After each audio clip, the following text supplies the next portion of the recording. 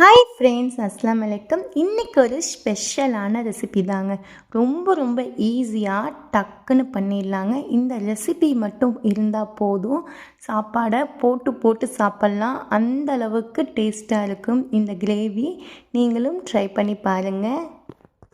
அதுக்கு ஃபஸ்ட்டு இந்த மாதிரி ஃப்ரெஷ்ஷான கத்திரிக்காய் எடுத்துக்கிட்டேன்.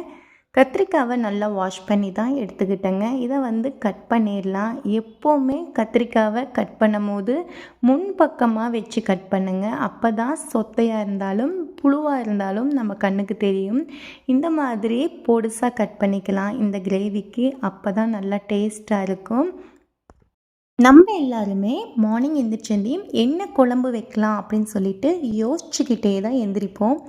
யோசிக்கிறது மட்டும் இல்லைங்க, ஹஸ்பண்ட் கிட்ட போய் இன்றைக்கி நான் என்ன குழம்பு வைக்கிறது அப்படின்னு சொல்லி எத்தனை பேர் கேட்பீங்கன்னு சொல்லுங்கள். நீங்களும் கேட்பீங்கன்னா ஒரு லைக் பண்ணுங்கள். கத்திரிக்காவை கட் பண்ணதையுமே இந்த மாதிரி தண்ணியில் போட்டு வச்சிடணும். இல்லைன்னா கத்திரிக்காய் வாடி போய் கருப்பாயிடும். அந்த மாதிரி ஆனால் டேஸ்ட்டே இருக்காது.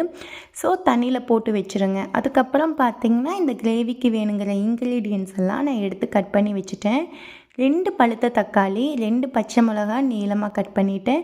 10 பல் பூண்டையும் நீளமாக கட் பண்ணிவிட்டு 2 கைப்பிடி அளவுக்கு சின்ன வெங்காயம் பொடிசாக கட் பண்ணிக்கிங்க. 2 வரமிளகா, ஃப்ரெஷ்ஷான கருவேப்பிலை எடுத்து வச்சுட்டேங்க. இதுதான் இந்த இன்க்ரீடியன்ஸு. ஸ்டவ் ஆன் பண்ணிவிட்டு ஒரு கடாய் வச்சுட்டு கொஞ்சம் தாராளமாக எண்ணெய் ஊற்றிக்கலாங்க. அதுக்கப்புறம் வெந்தயம் 1 ஸ்பூன் ஆட் பண்ணிக்கலாம். வெந்தயத்தை நல்லா செவக்க விட்டுருங்க.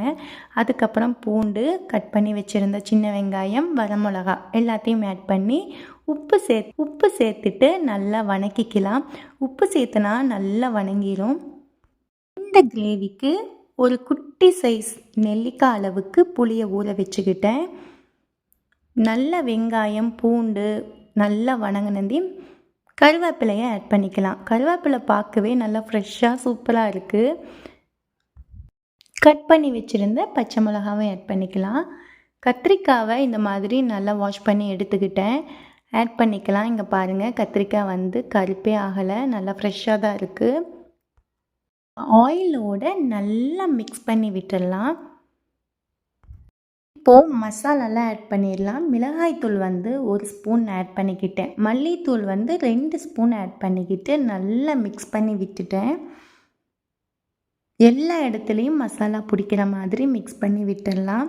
விட்டதுக்கப்புறம் நல்லா பழுத்த தக்காளி 2 தக்காளியை கட் பண்ணி வச்சுருக்கேன். அதையும் ஆட் பண்ணி நல்லா மிக்ஸ் பண்ணிடலாம். 2 மினிட்ஸ் மூடி போட்டு வேக வச்சிடலாம். சிம்மில் வச்சுருங்க. அதுக்கப்புறம் ஓப்பன் பண்ணால் நல்லா வெந்துருச்சு கத்திரிக்காய். நம்ம கரைச்சி வச்சுருந்த புளி தண்ணியை ஆட் பண்ணிவிட்டு நல்லா மிக்ஸ் பண்ணிடலாம். கூடவே உப்பு பார்த்து போட்டுக்கோங்க. திரும்பவும் மூடி போட்டு ஒரு 2-3 மினிட்ஸ் அப்படி சிம்மில் விட்டுருங்க. நல்லா ஆயிலெல்லாம் பிரிஞ்சு கிரேவி ரெடி ஆயிடும். பார்க்கவே எவ்வளோ எம்மியாக இருக்குது பார்த்தீங்களா? ரொம்ப ரொம்ப ஈஸியாக பண்ணிடலாம். இப்போ தான் ஃபஸ்ட் டைம் என் சேனலை பார்க்குற மாதிரி இருந்தால் சப்ஸ்கிரைப் பண்ணிவிட்டு அப்படியே ஒரு லைக்கும் கொடுத்துருங்க.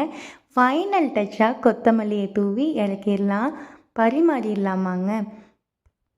சமைக்கவே தெரியாதவங்க கூட இதை சமைச்சு கொடுத்து பாராட்டு வாங்கிடலாம். அந்த அளவுக்கு இந்த கிரேவி டேஸ்ட்டாக இருக்கும். பேச்சுலர்ஸ் கூட இதை ட்ரை பண்ணலாங்க. ரொம்ப ஈஸியாக பண்ணிடலாம். இன்றைக்கி மதியானம் லஞ்சுக்கு சுட சுட ஒயிட் ரைஸும் கத்திரிக்காய் கிரேவியும். இதுக்கு சைடிஷே தேவையில்லை. இருந்தாலும் வீட்டில் அப்பளம் இருந்தனால எடுத்து வச்சுட்டேன். பிசைஞ்சு ஒரு வாய் சாப்பிடவும் அவ்வளோ டேஸ்ட்டாக இருந்தது. மறக்காமல் சேனலை சப்ஸ்கிரைப் பண்ணிடுங்க.